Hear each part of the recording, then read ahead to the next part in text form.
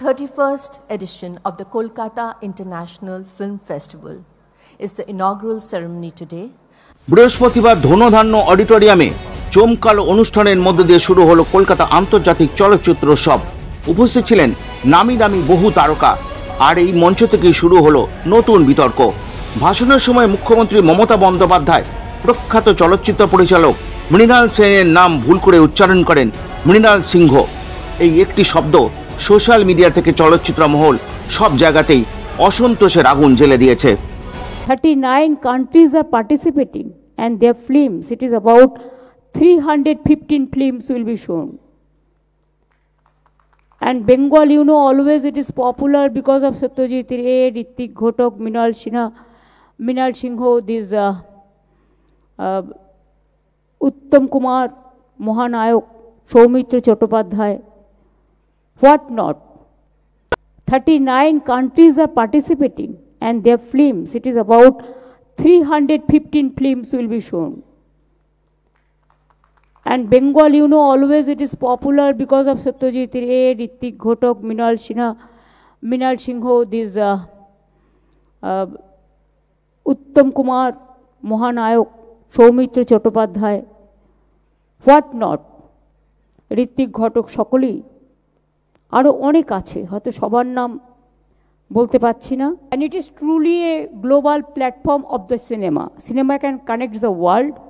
Not only that, it connects the humanity, peace, fraternity, friendship, education, culture, language, everything. অনেকের মতে যিনি বারবার বাংলার মর্যাদার কথা বলেন, তিনি কিভাবে বাংলারই গর্ব আন্তর্জাতিক খ্যাতিসম্পন্ন পরিচালক মৃণাল সেনের নাম ভুল বলেন। অনেকে হয়তো বলবেন এটা শুধুই অনিচ্ছাকৃত ভুল, কিন্তু মুখ্যমন্ত্রীর মতো অবস্থানে থাকা ব্যক্তির কাছ থেকে এমন ভুল আশা করা যায় না। শুধু এখানেই নয়, পশ্চিমবঙ্গ মধ্যশিক্ষা পর্ষদ নির্দেশ দিয়েছে স্কুলের প্রার্থনায় জনগণমন নয়, গাইতে হবে বাংলার মাটি বাংলার জল। এই সিদ্ধান্তে অবাক সকলে।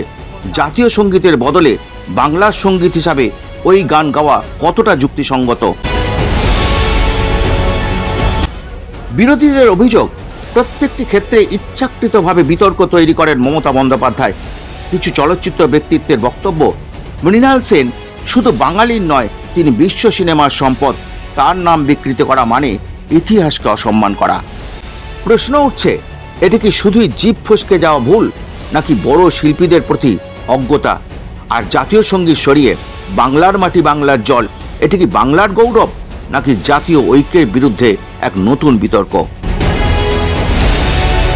প্রাথমিক শিক্ষক নিয়োগ এবং অন্যান্য শিক্ষক নিয়োগ স্কুলে তার সঙ্গে ডিএ দেওয়ার ক্ষেত্রে রাজ্য সরকারের যে ভূমিকা, শিক্ষক নিয়োগের ক্ষেত্রে যে ভূমিকা, সে ভূমিকা সম্পূর্ণ তো অস্বীকার করে, ভুলে গিয়ে বলবো না, অস্বীকার করে দাবিয়ে রেখে যে সেই ভূমিকা তিনি পালন করবেন না, রেখে তিনি উল্টো ভূমিকা পালন করছেন। কি যারা প্রতিবাদ আন্দোলন করছেন, যারা দাবি জানাচ্ছেন, তাদের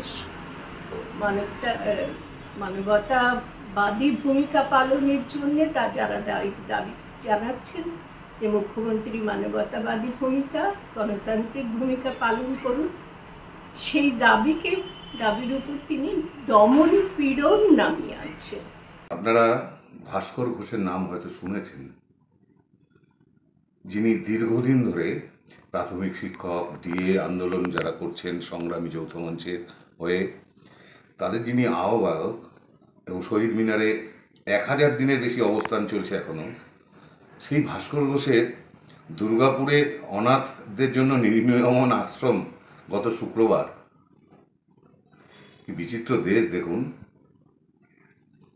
পুলিশ বুলডোজার দিয়ে ভেঙে একদম গুড়িয়ে দেয়, এবং তাতে তার প্রচুর ব্যক্তিগত ক্ষয়ক্ষতি হয়। এবং শাসক দলের এগেনস্টে যারা এই ধরনের প্রতিবাদ করছে, তাদের যদি মুখ বন্ধ করার জন্য এগুলো শাসক দল করতে শুরু করে, এতটা নিচে নামতে শুরু করে, তাহলে সাধারণ মানুষ, সাধারণ নাগরিক যাবে কোথায়? একটা রাজ্য যখন চলে বা একটা দেশ চলে, সেখানে সরকার থাকবে, সরকার এর কাজ প্রত্যেকের হয়তো পছন্দ না হতে পারে, তার এগেনস্টে প্রতিবাদ হতে পারে, প্রতিবাদ করাটা কি অন্যায়? আপনাদের কাছে আমার প্রশ্ন। আপনাদের মত কি? মুখ্যমন্ত্রীর এই আচরণ কি অনিচ্ছাকৃত ভুল নাকি সাংস্কৃতিক অশ্রদ্ধা? আর স্কুলে জাতীয় সঙ্গীতের বদলে বাংলার মাটি বাংলার জল গাওয়া কি সমর্থন করেন? কমেন্টে আপনাদের মতামত জানান। ভিডিওটি ভালো লাগলে লাইক শেয়ার করুন। আরডিবি নিউজ চ্যানেল সাবস্ক্রাইব করতে ভুলবেন না। আরডিবি নিউজ, অন্যায়ের বিরুদ্ধে প্রতিবাদ, অন্যায়ের বিরুদ্ধে লড়াই।